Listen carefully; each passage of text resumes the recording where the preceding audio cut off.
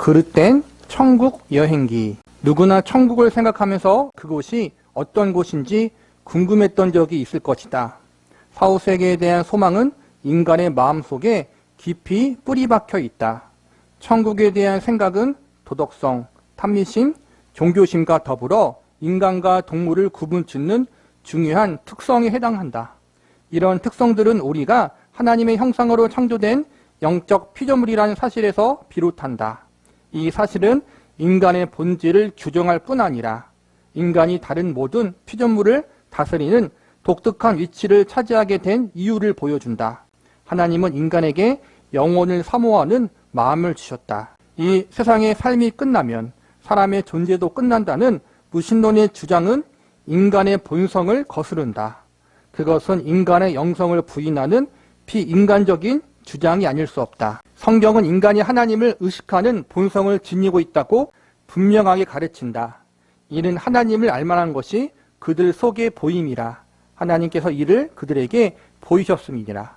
이 말씀의 헬라어 원문을 문자대로 번역하면 하나님에 관한 것이 그들 안에 분명하게 알려졌다는 뜻이다. 인간은 하나님의 존재를 직관적으로 의식한다. 우리는 그분의 존재를 느낄 수 있다. 왜냐하면 하나님이 우리를 창조하실 때 그런 지식을 마음속에 심어주셨기 때문이다. 하나님은 이 생득적 지식을 보완하시기 위해 창조하신 만물을 통해 자신의 영광을 분명하게 드러내셨다. 창세로부터 그의 보이지 아니하는 것들, 곧 그의 영원하신 능력과 신성이 그가 만드신 만물에 분명히 보여 알려졌나니 이것이 광활한 우주 어느 곳을 바라보든 하나님의 지혜와 권능과 위대하심을 발견할 수 있는 이유다. 가장 강력한 망원경을 통해 우주의 저 먼 곳을 바라보면 상상을 초월하는 장엄한 모습에 넋을 잃고 말 것이다. 또한 가장 정밀한 현미경을 통해 물방울을 관찰하면 그 정교한 모양을 통해 창조주 하나님의 무한하신 능력과 말로 닿을 수 없는 위대하심을 깨닫게 될 것이다. 그러나 그러한 것들은 우리가 마음과 양심으로 이미 알고 있는 것을 다시 상기시켜주는 역할을 하는데 그칠 뿐이다.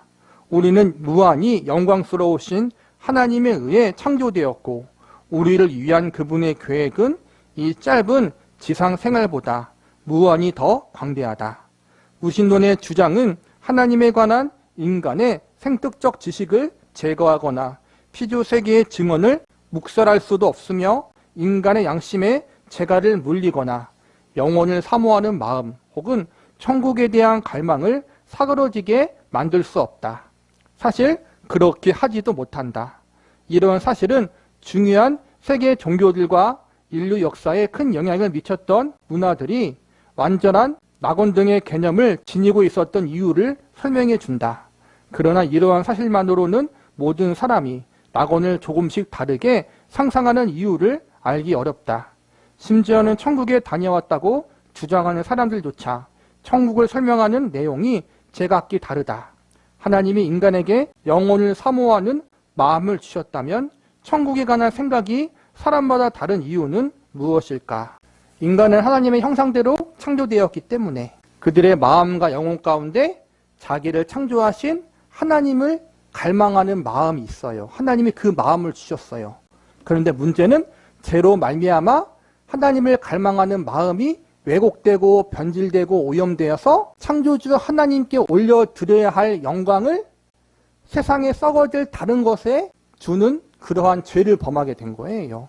다른 종교도 마찬가지예요. 오로지 창조주 하나님께 드려야 할 예배와 경배와 영광을 다른 거짓된 신들, 거짓된 우상에게 주게 되는 것 역시도 영원한 하나님을 사모하는 마음이 변질되고 오염되어서 그런 거예요. 죄로 말미암아. 지난 시간 말했듯이 제사가 나쁜 게 아니에요.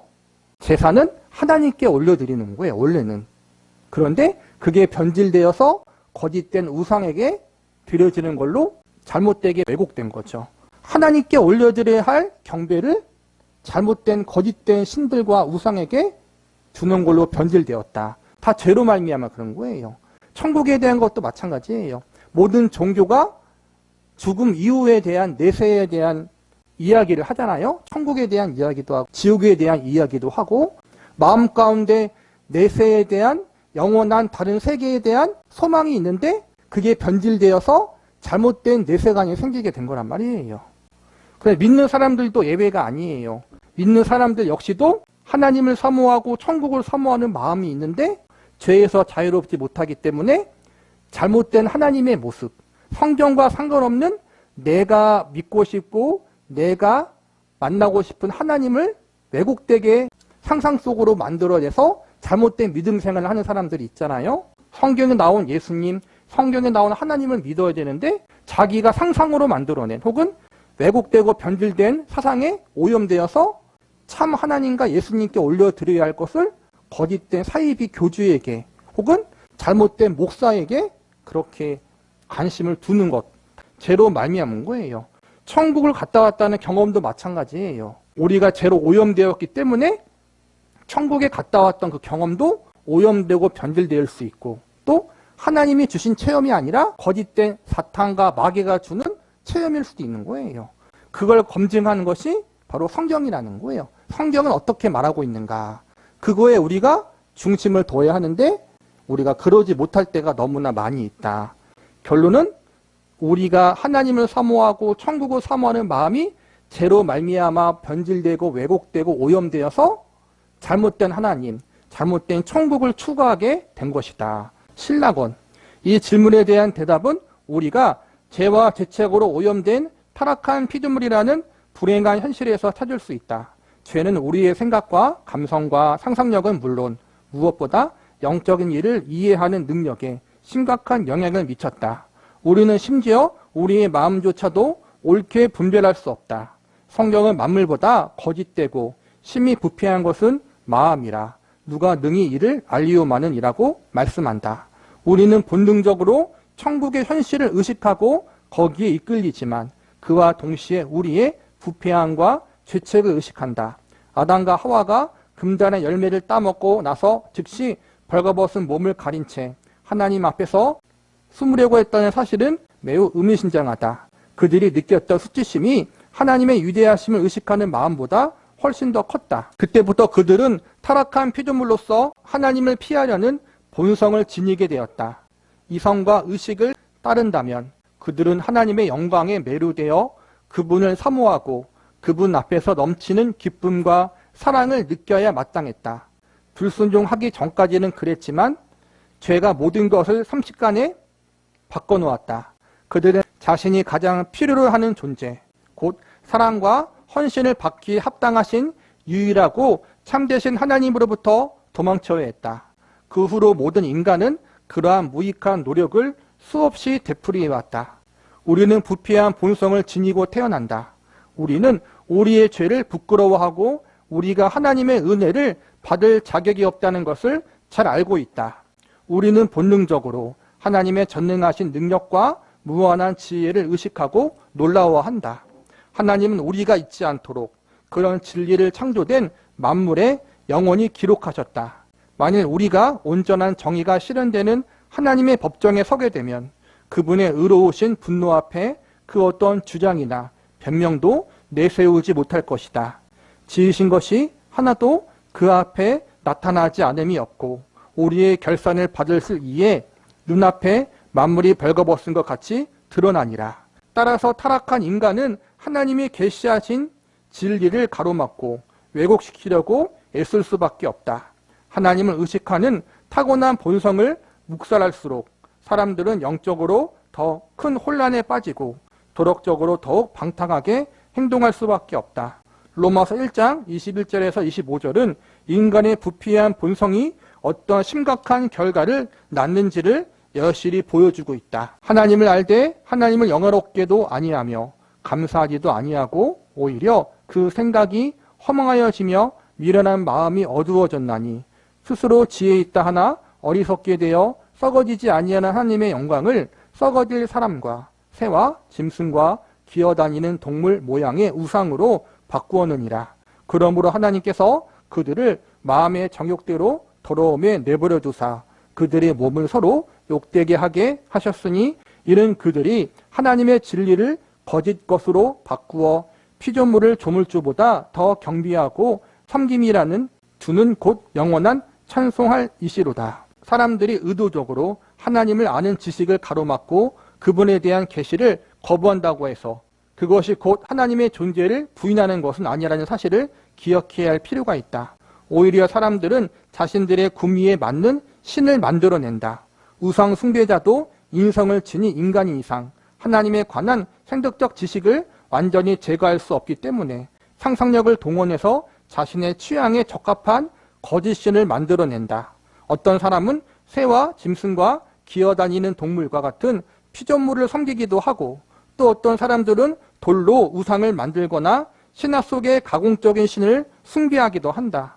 오늘날 대다수의 사람들은 개인적으로 자신의 형상을 반영하는 우상을 마음속에 그리며 살고 있다. 그들은 하나님을 섬긴다고 생각하지만 실상은 자아를 숭배하고 있다. 이 모든 것은 피조물을 섬기는 우상 숭배에 해당한다. 그것들 가운데 어느 것이 더 세련되고 더 낫다고 말할 수 없다. 모두가 완고한 무신론에 비해 하나도 나을 것이 없다. 사실 거짓 종교는 완고한 무신론보다 유일하고 참되신 하나님을 더욱 철저하게 부인하고 왜곡한다. 왜냐하면 인간이 만든 종교는 영적 진리를 체계적으로 왜곡시켜 새롭게 변형하기 때문이다.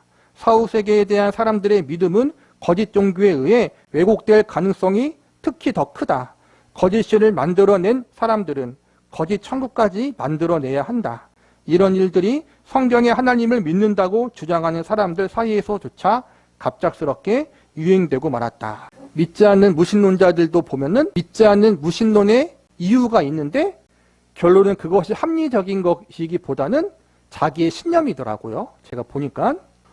결론은 무신론자들도 나의 신념을 섬기는 것이고 나의 생각, 나 자신을 신처럼 섬기는 거예요. 그리고 유신론자들 역시도 자기가 믿고 싶은 신을 만들어서 혹은 자기가 믿고 싶은 신을 선택해서 믿는 그러한 죄를 짓는 거예요. 이거는 아까 말한 것처럼 하나님이 있다는 사실을 영원히 알아요. 하나님이 심어주셨기 때문에. 내세에 대한 소망과 창조주에 대한 하나님에 대한 그러한 갈망한 마음이 있는데 그것이 죄로 말미암아 변질되어서 거짓된 신과 우상을 섬기게 되는 거예요. 이거는 죄로 말미암아 그렇다. 가장 큰 문제는 우리 기독교 안에서 믿는 성도들 안에서도 이러한 부분 자유롭지 못하다라는 거예요.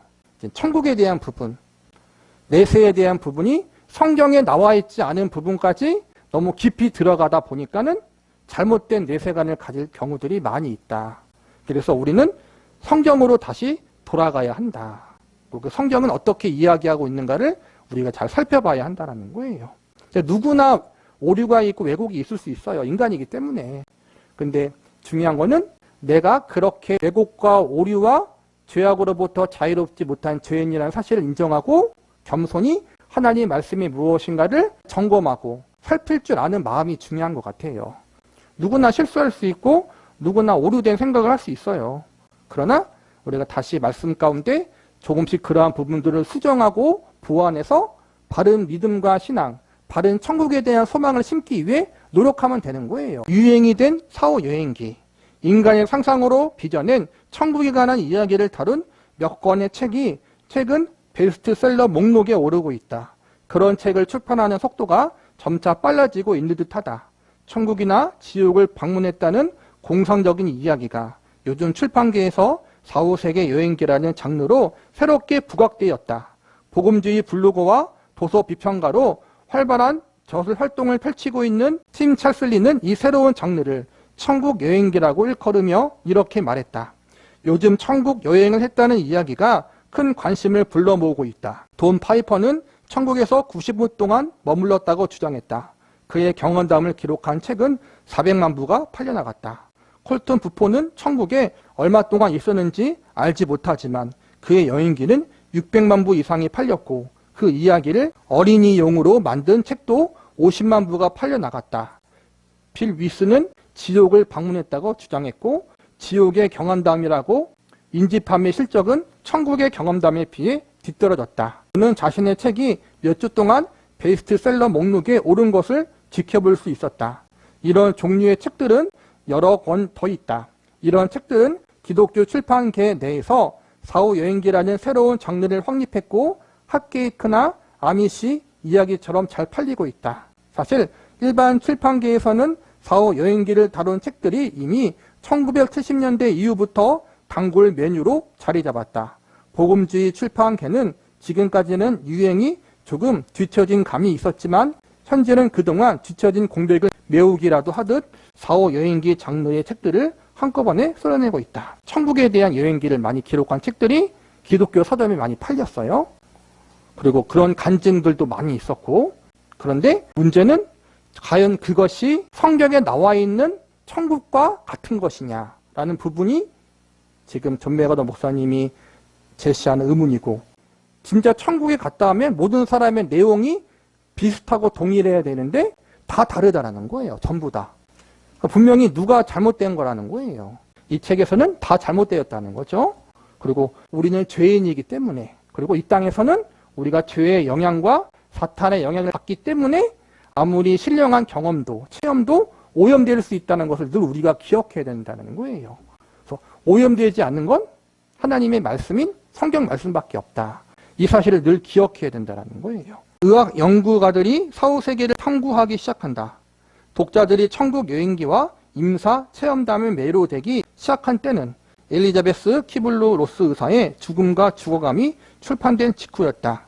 키블러 로스는 1960년대 말기 환자들을 연구했던 스위스계 미국인 정신과 의사다. 그녀는 죽음의 5단계라는 이론으로 유명하다. 그녀는 죽음에 관한 자신의 생각을 제시하면서 죽었다가 살아난 것으로 보이는 몇몇 사람들의 이야기를 소개했다. 그들은 대부분 수술실에서 외과 의사를 통해 목숨을 건졌으나 사고 현장에서 응급처치원에 의해 의식을 회복한 사람들이었다. 그들의 삶은 저쪽 편에서 경험하거나 보았다고 생각하는 흥미로운 이야기를 전했다. 키블러 로스는 임사체험 현상을 좀 더 깊이 탐구해보기로 결정했다.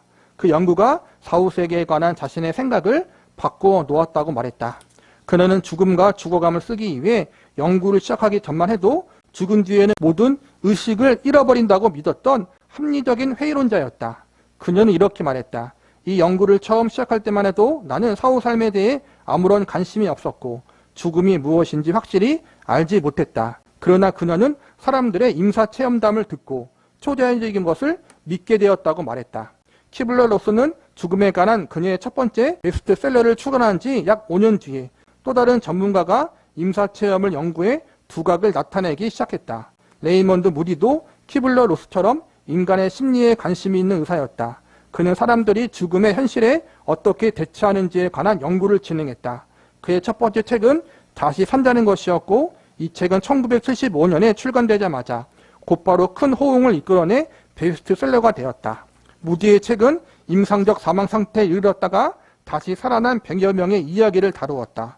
그들은 모두 죽은 저편의 삶을 깨달음과 위로와 평화를 주었던 긍정적인 경험으로 진술했다. 갑작스럽게 세상에 많은 관심으로 죽었다가 살아난 사람들의 증언에 쏠린 듯 보였다. 임상체험을 연구하는 과학자들을 통해 과연 사후 세계에 어떠한 진실이 밝혀지려나라는 물음이 초미의 관심사로 떠올랐다. 천국을 경험했다고 주장하는 사람들의 증언이 갈수록 많아졌다. 레이먼드 무디는 첫 번째 책이 성공을 거둔 이후 15년에 걸쳐 여러 권의 후속편을 저술했다. 믿지 않는 사람들 중에서 의사와 과학자들도 사후 세계에 대해서 연구해봤다는 거예요. 연구해봤는데 그 중에서 죽었다가 살아난 사람들, 그러니까는 큰 어떠한 사고나 질병으로 말미암아 죽음을 경험했던 사람들, 완전한 죽음은 아니겠지만 심정지를 경험했든지 식물인가 상태를 경험했든지 하면서 그런 상태에 있다가 다시 깨어난 사람, 혹은 말기 암이나 죽음을 앞둔 사람들이 죽기 직전에 여러 번 경험했던 그러한 죽기 직전까지의 체험들을 종합해 봤을 때 대부분의 사람들이 사후 세계를 경험했다고 이야기하고, 그래서 의사와 과학자들도 사후 세계에 대한 부분들이 있다는 것을 인정하는 케이스가 있다는 거예요. 그런 거를 연구 논문이나 책으로 많이 냈다라는 거예요.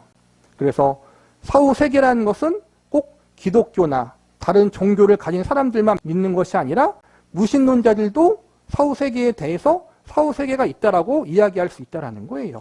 그러나 아까 말했듯이 이거는 성경이 말하는 천국은 아니라는 거예요. 성경에 죽다 살아난 사람, 신약 성경에 보면 나사로가 있잖아요. 그렇죠? 나사로는 진짜 죽었다가 다시 살아난 사람인데 신기하게도 나사로가 죽었다 살아난 경험을 성경은 자세하게 나와 있지 않아요. 죽었는데 예수님이 다시 살린 내용만 기록되어 있지 나사로가 죽었던 며칠간의 이야기, 그가 죽어서 영혼이 천국에 가 있던 이야기는 기록되어 있지 않아요. 왜 그럴까? 우리가 그걸 알 필요 없다는 거예요. 예수님이 부활이고 생명이고 그분 안에 참 생명과 영원한 생명과 천국이 있다는 걸 알면 되는 거예요. 그렇죠? 그게 중요한 거지 나사로가 진짜로 천국에 가서 어떠한 경험을 했는지 그게 중요한 게 아니다. 그러니까 우리는 그 천국의 중심이신 예수님의 관심은 없고 자꾸만 그 콩고물만 관심이 있다는 거예요. 그래서 성경은 예수님 중심의 이야기만 기록하고 있는 거지 그 밖의 이야기는 우리가 크게 중요하게 부각하지 않은 거예요. 예수님이 중요하기 때문에. 또 우리는 그게 아니라 자꾸만 신비적인 체험을 중요하게 여기잖아요.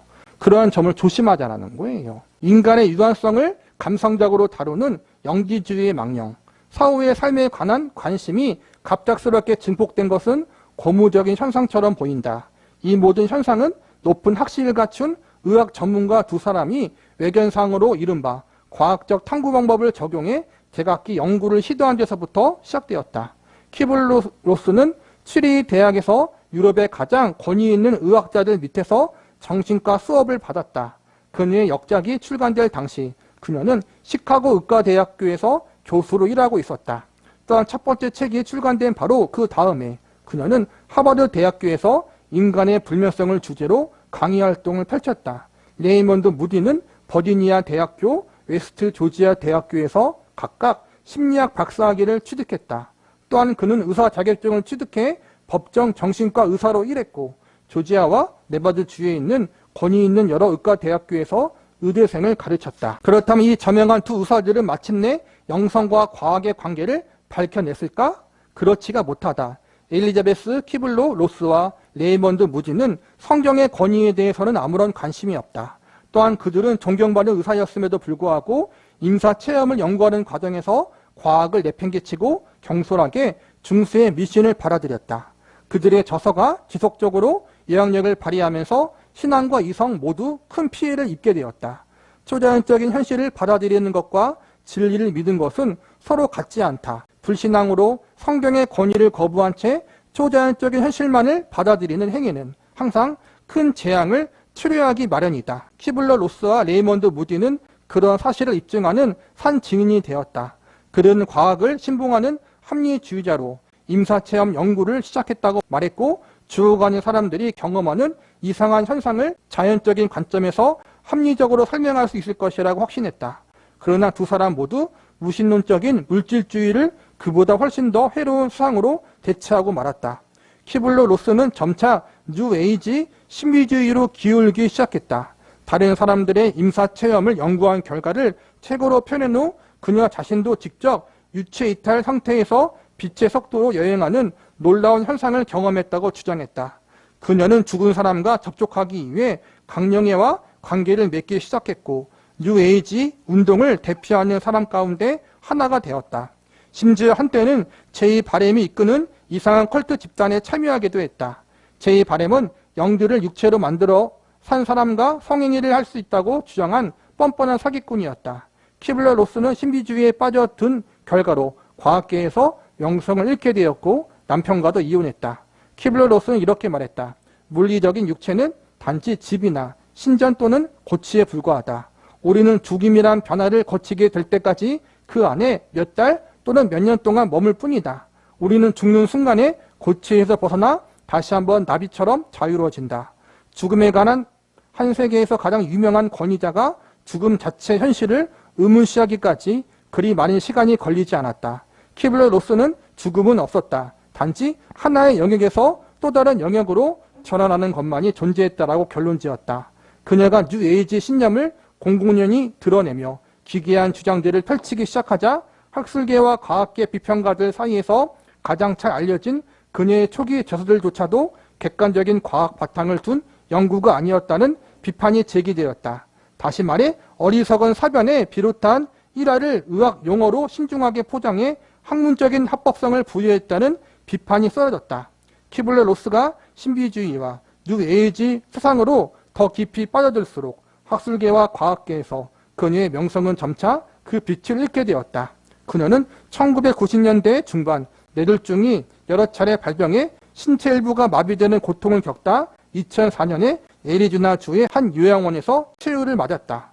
그럼에도 불구하고 그녀의 저서들은 아직까지 죽음과 사후 세계에 관한 서구 사회 관점에서 강력하게 영향을 미치고 있다. 하버드 대학교에서 교수도 하고 그 다음에 미국의 유명 대학원 대학교에서 석사 박사학위를 딴 사람이 죽음에 관한 연구를 하면서 죽음 이후에 뭔가 있다는 걸 밝혀냈다는 거예요. 그런데 그녀는 기독교 신자가 아니었고 성경을 무시하는 사람이었어요. 죽음 이후에 무엇이 있다, 내세가 있다는 것을 알게 된 후 그녀의 사상은 다른 종교 혹은 유해지도 나오고 강령회라고 나오는데, 강령회가 뭐냐면은 사울 왕이 사무엘 선지자가 죽은 다음에 하나님께 버림받았는데 블레셋 민족과 전쟁을 앞두고 두려운 나머지 접신하는 사람을 찾아가잖아요. 죽은 사무엘을 불러달라고 하잖아요. 그게 강령인데, 죽은 사람을 불러서 살아있는 사람에게 잠시 동안 이렇게 덧입는 거예요. 그게 강령. 과학자자 유명한 의사였던 사람이, 하버드대 교수였던 사람이 이런 것에 빠졌다라는 거예요. 내세가 있다는 것을 알고서 그게 성경적으로 바르게 갔다면 좋을 텐데 그러한 신앙이 없으니까 잘못된 것을 탐닉하게 됐다는 거예요. 다른 사람도 마찬가지인 거고, 내세가 있다는 걸 알겠는데, 죽음 이후에 무언가 있다는 걸 알겠는데 그게 뭔지 모르니까 자꾸 왜곡되고 변질된 것을 찾다가 보니까 뉴에이지 운동, 범신론이에요. 모든 종교에는 구원이 있다는 그런 가르침, 신비주의적인 걸 체험하는 사람들, 그런 거에 빠지기도 하고, 아까 말한 것처럼 강령의 점술 같은 무당 같은 사람을 찾아가기도 하고 그런 짓을 했다라는 거예요. 결론은 내세가 있다는 걸 알아도 우리가 하나님과 예수님을 알지 못한다면 잘못되게 빠질 수밖에 없다. 네, 이것이 오늘날 많은 무신론자들과 기독교가 아닌 사람들이 빠진 오류이고, 심지어는 믿는 사람들도 그러한 잘못된 오류, 하나님과 예수님과 상관없는 내세관, 성경과 상관없는 내세관에 깊이 빠질 때가 많다는 거예요. 우리는 성경에 나오는 천국의 이야기가 무엇인지, 그리고 궁극적으로 우리가 집중해야 할 것이 무엇인지, 결론은 성경이고 예수님이거든요.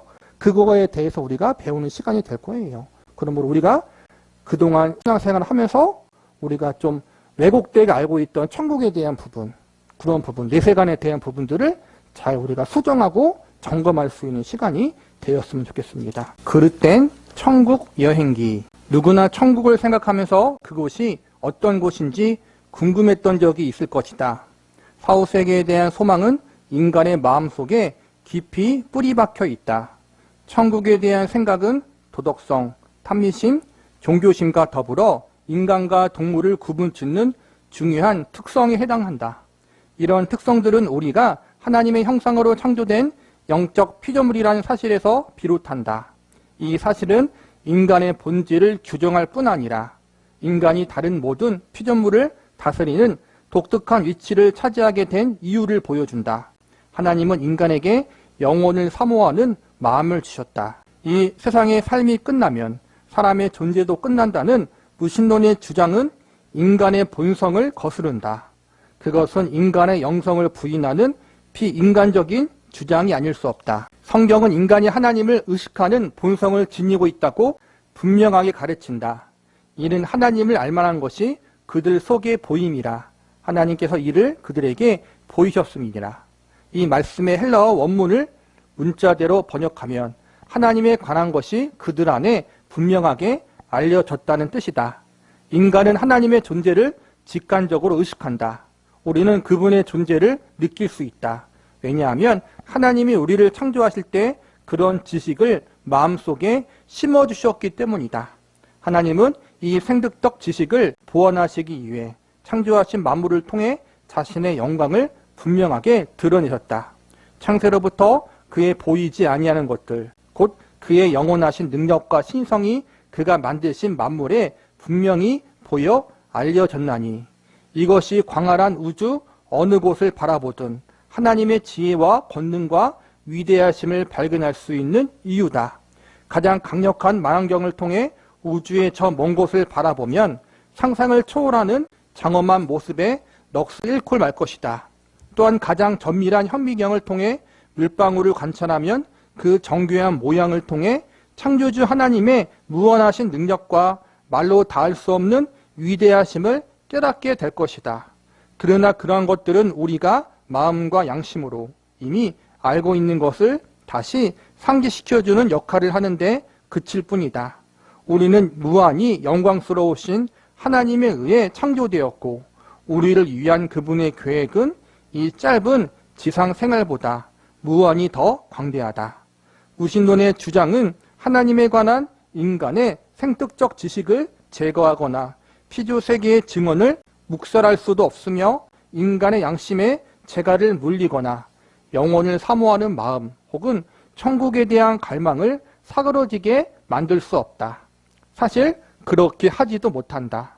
이런 사실은 중요한 세계 종교들과 인류 역사에 큰 영향을 미쳤던 문화들이 완전한 낙원 등의 개념을 지니고 있었던 이유를 설명해 준다. 그러나 이러한 사실만으로는 모든 사람이 낙원을 조금씩 다르게 상상하는 이유를 알기 어렵다. 심지어는 천국에 다녀왔다고 주장하는 사람들조차 천국을 설명하는 내용이 제각기 다르다.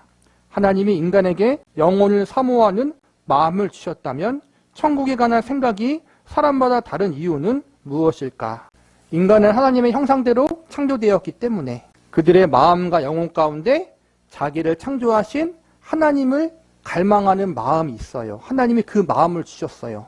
그런데 문제는 죄로 말미암아 하나님을 갈망하는 마음이 왜곡되고 변질되고 오염되어서 창조주 하나님께 올려드려야 할 영광을 세상에 썩어질 다른 것에 주는 그러한 죄를 범하게 된 거예요. 다른 종교도 마찬가지예요. 오로지 창조주 하나님께 드려야 할 예배와 경배와 영광을 다른 거짓된 신들, 거짓된 우상에게 주게 되는 것 역시도 영원한 하나님을 사모하는 마음이 변질되고 오염되어서 그런 거예요. 죄로 말미암아. 지난 시간 말했듯이 제사가 나쁜 게 아니에요. 제사는 하나님께 올려드리는 거예요. 원래는. 그런데 그게 변질되어서 거짓된 우상에게 드려지는 걸로 잘못되게 왜곡된 거죠. 하나님께 올려드려야 할 경배를 잘못된 거짓된 신들과 우상에게 주는 걸로 변질되었다. 다 죄로 말미암아 그런 거예요. 천국에 대한 것도 마찬가지예요. 모든 종교가 죽음 이후에 대한 내세에 대한 이야기를 하잖아요. 천국에 대한 이야기도 하고 지옥에 대한 이야기도 하고 마음 가운데 내세에 대한 영원한 다른 세계에 대한 소망이 있는데 그게 변질되어서 잘못된 내세관이 생기게 된 거란 말이에요. 그래 믿는 사람들도 예외가 아니에요. 믿는 사람들 역시도 하나님을 사모하고 천국을 사모하는 마음이 있는데 죄에서 자유롭지 못하기 때문에 잘못된 하나님의 모습, 성경과 상관없는 내가 믿고 싶고 내가 만나고 싶은 하나님을 왜곡되게 상상 속으로 만들어내서 잘못된 믿음 생활을 하는 사람들이 있잖아요. 성경에 나온 예수님, 성경에 나온 하나님을 믿어야 되는데 자기가 상상으로 만들어낸 혹은 왜곡되고 변질된 사상에 오염되어서 참 하나님과 예수님께 올려드려야 할 것을 거짓된 사이비 교주에게 혹은 잘못된 목사에게 그렇게 관심을 두는 것, 죄로 말미암은 거예요. 천국을 갔다 왔다는 경험도 마찬가지예요. 우리가 죄로 오염되었기 때문에 천국에 갔다 왔던 그 경험도 오염되고 변질될 수 있고 또 하나님이 주신 체험이 아니라 거짓된 사탄과 마귀가 주는 체험일 수도 있는 거예요. 그걸 검증하는 것이 바로 성경이라는 거예요. 성경은 어떻게 말하고 있는가. 그거에 우리가 중심을 둬야 하는데 우리가 그러지 못할 때가 너무나 많이 있다. 결론은 우리가 하나님을 사모하고 천국을 사모하는 마음이 죄로 말미암아 변질되고 왜곡되고 오염되어서 잘못된 하나님, 잘못된 천국을 추구하게 된 것이다. 신라권.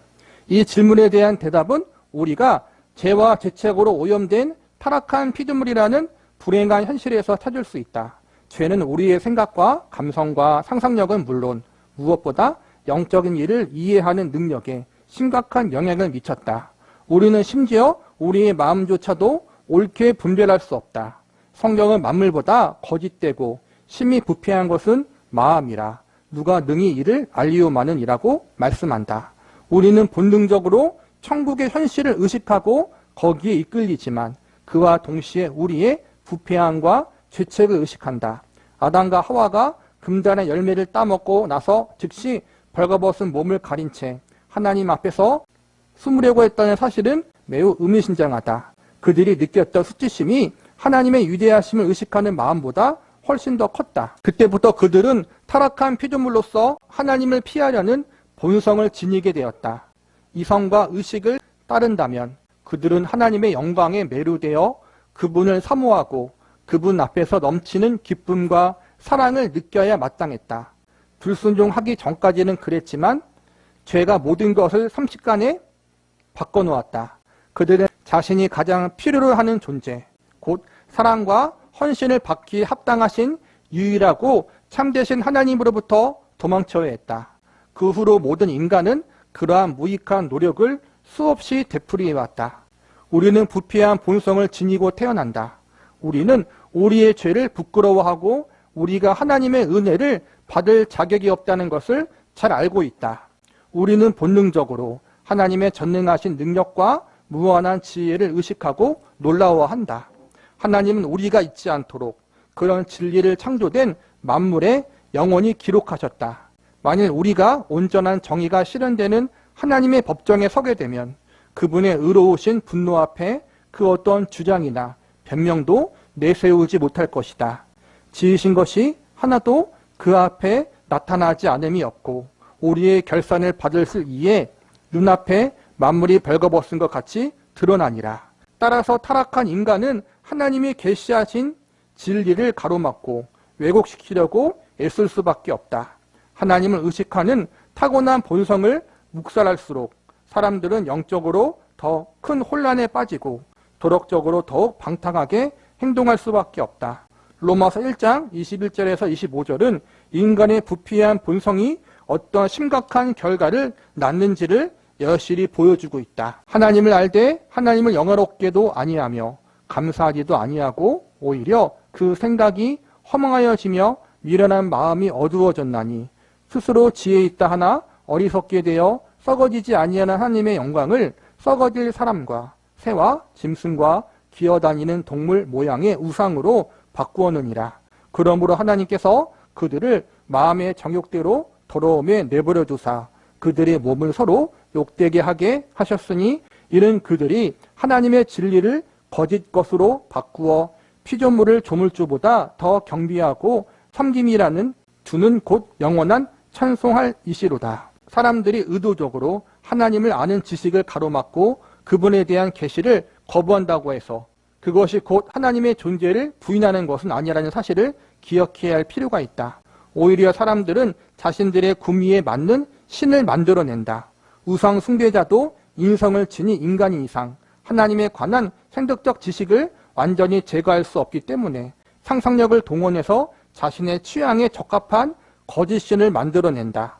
어떤 사람은 새와 짐승과 기어다니는 동물과 같은 피조물을 섬기기도 하고 또 어떤 사람들은 돌로 우상을 만들거나 신화 속의 가공적인 신을 숭배하기도 한다. 오늘날 대다수의 사람들은 개인적으로 자신의 형상을 반영하는 우상을 마음속에 그리며 살고 있다. 그들은 하나님을 섬긴다고 생각하지만 실상은 자아를 숭배하고 있다. 이 모든 것은 피조물을 섬기는 우상 숭배에 해당한다. 그것들 가운데 어느 것이 더 세련되고 더 낫다고 말할 수 없다. 모두가 완고한 무신론에 비해 하나도 나을 것이 없다. 사실 거짓 종교는 완고한 무신론보다 유일하고 참되신 하나님을 더욱 철저하게 부인하고 왜곡한다. 왜냐하면 인간이 만든 종교는 영적 진리를 체계적으로 왜곡시켜 새롭게 변형하기 때문이다. 사후세계에 대한 사람들의 믿음은 거짓 종교에 의해 왜곡될 가능성이 특히 더 크다. 거짓 신을 만들어낸 사람들은 거짓 천국까지 만들어내야 한다. 이런 일들이 성경에 하나님을 믿는다고 주장하는 사람들 사이에서조차 갑작스럽게 유행되고 말았다. 믿지 않는 무신론자들도 보면은 믿지 않는 무신론의 이유가 있는데 결론은 그것이 합리적인 것이기보다는 자기의 신념이더라고요. 제가 보니까. 결론은 무신론자들도 나의 신념을 섬기는 것이고 나의 생각, 나 자신을 신처럼 섬기는 거예요. 그리고 유신론자들 역시도 자기가 믿고 싶은 신을 만들어서 혹은 자기가 믿고 싶은 신을 선택해서 믿는 그러한 죄를 짓는 거예요. 이거는 아까 말한 것처럼 하나님이 있다는 사실을 영혼이 알아요. 하나님이 심어주셨기 때문에. 내세에 대한 소망과 창조주에 대한 하나님에 대한 그러한 갈망한 마음이 있는데 그것이 죄로 말미암아 변질되어서 거짓된 신과 우상을 섬기게 되는 거예요. 이거는 죄로 말미암아 그렇다. 가장 큰 문제는 우리 기독교 안에서 믿는 성도들 안에서도 이러한 부분 자유롭지 못하다라는 거예요. 천국에 대한 부분, 내세에 대한 부분이 성경에 나와 있지 않은 부분까지 너무 깊이 들어가다 보니까는 잘못된 내세관을 가질 경우들이 많이 있다. 그래서 우리는 성경으로 다시 돌아가야 한다. 그 성경은 어떻게 이야기하고 있는가를 우리가 잘 살펴봐야 한다는 거예요. 누구나 오류가 있고 왜곡이 있을 수 있어요. 인간이기 때문에. 근데 중요한 거는 내가 그렇게 왜곡과 오류와 죄악으로부터 자유롭지 못한 죄인이라는 사실을 인정하고 겸손히 하나님의 말씀이 무엇인가를 점검하고 살필 줄 아는 마음이 중요한 것 같아요. 누구나 실수할 수 있고 누구나 오류된 생각을 할 수 있어요. 그러나 우리가 다시 말씀 가운데 조금씩 그러한 부분들을 수정하고 보완해서 바른 믿음과 신앙, 바른 천국에 대한 소망을 심기 위해 노력하면 되는 거예요. 유행이 된 사후 여행기, 인간의 상상으로 빚어낸 천국에 관한 이야기를 다룬 몇 권의 책이 최근 베스트셀러 목록에 오르고 있다. 그런 책을 출판하는 속도가 점차 빨라지고 있는 듯하다. 천국이나 지옥을 방문했다는 공상적인 이야기가 요즘 출판계에서 4, 5세계 여행기라는 장르로 새롭게 부각되었다.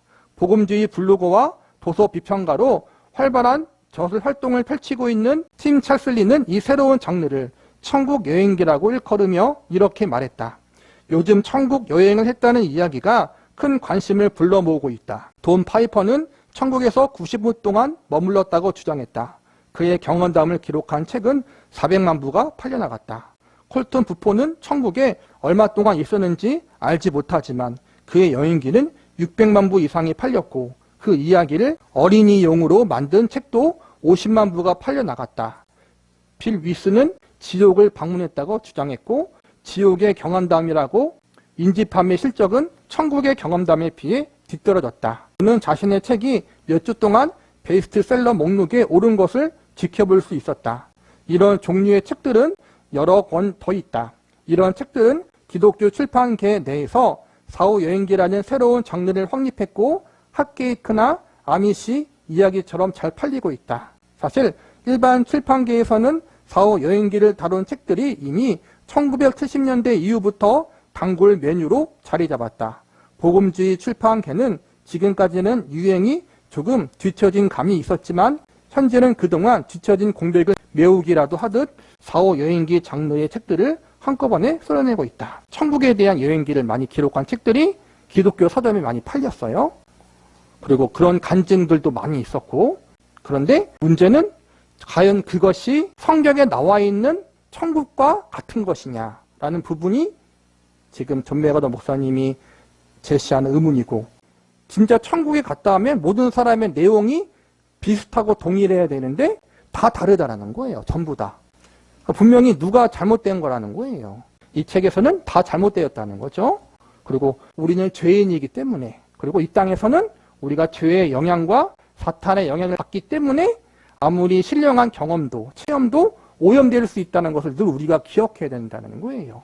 그래서 오염되지 않는 건 하나님의 말씀인 성경 말씀밖에 없다.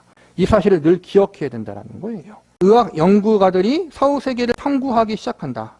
독자들이 천국 여행기와 임사 체험담에 매료되기 시작한 때는 엘리자베스 키블러 로스 의사의 죽음과 죽어감이 출판된 직후였다.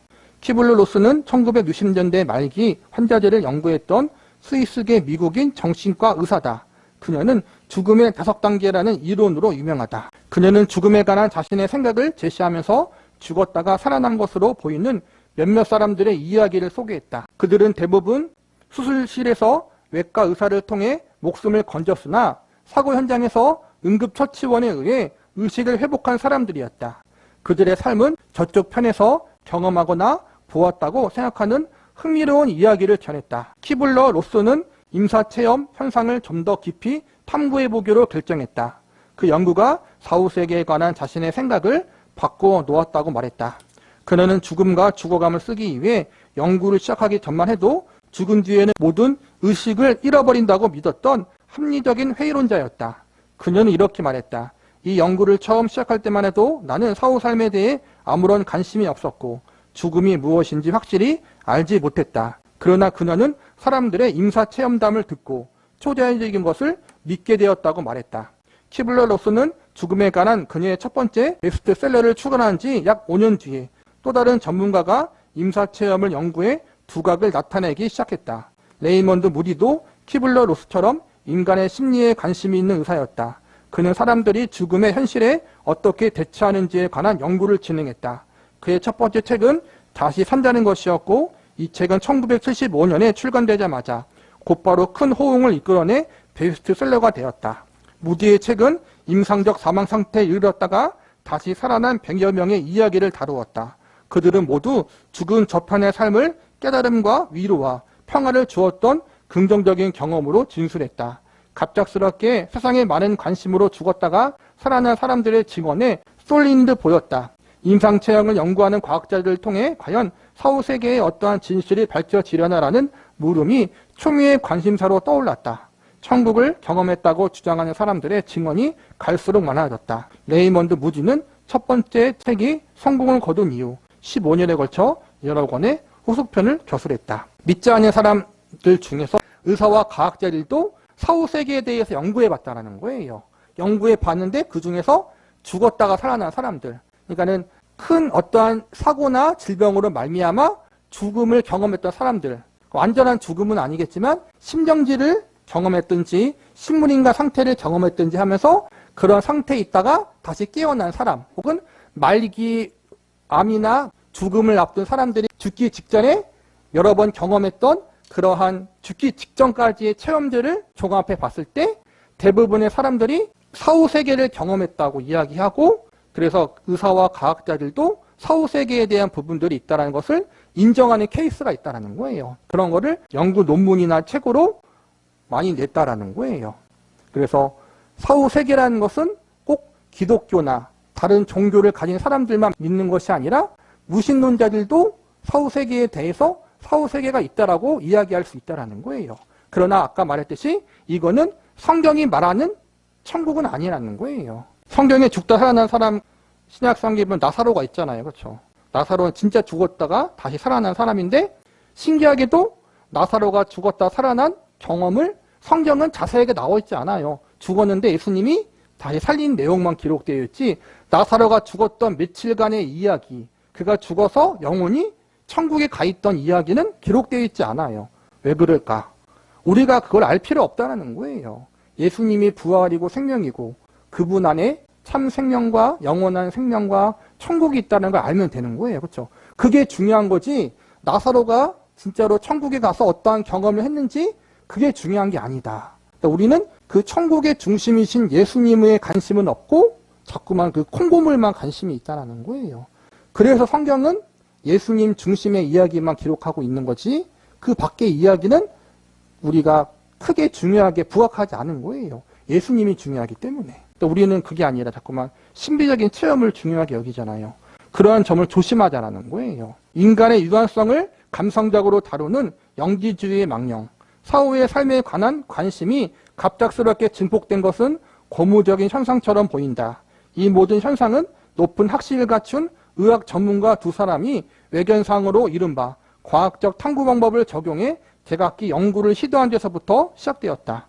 키블러-로스는 츄리히 대학에서 유럽의 가장 권위 있는 의학자들 밑에서 정신과 수업을 받았다.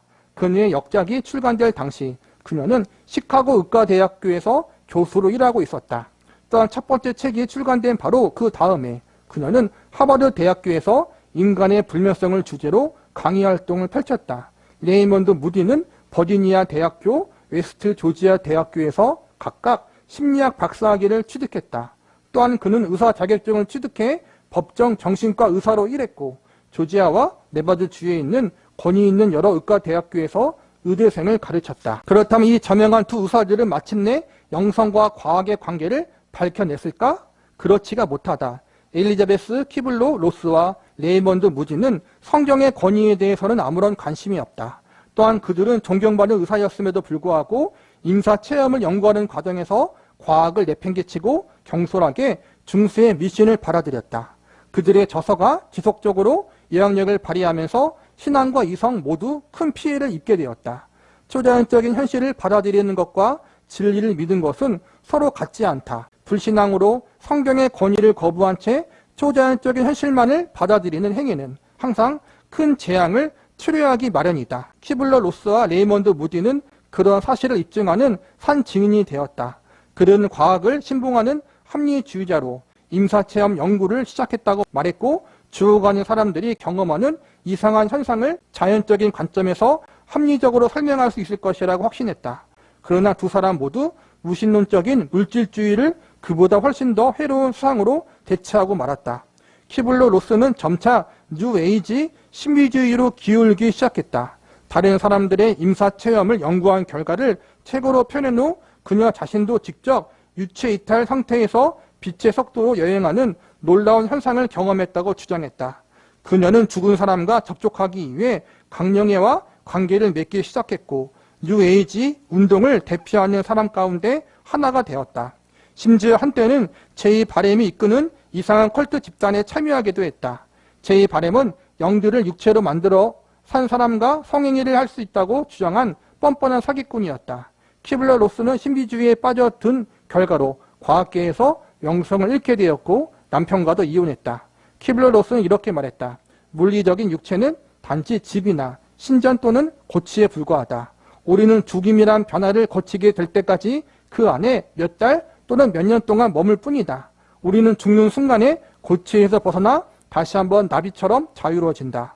죽음에 관한 한 세계에서 가장 유명한 권위자가 죽음 자체 현실을 의문시하기까지 그리 많은 시간이 걸리지 않았다. 키블러 로스는 죽음은 없었다. 단지 하나의 영역에서 또 다른 영역으로 전환하는 것만이 존재했다라고 결론지었다.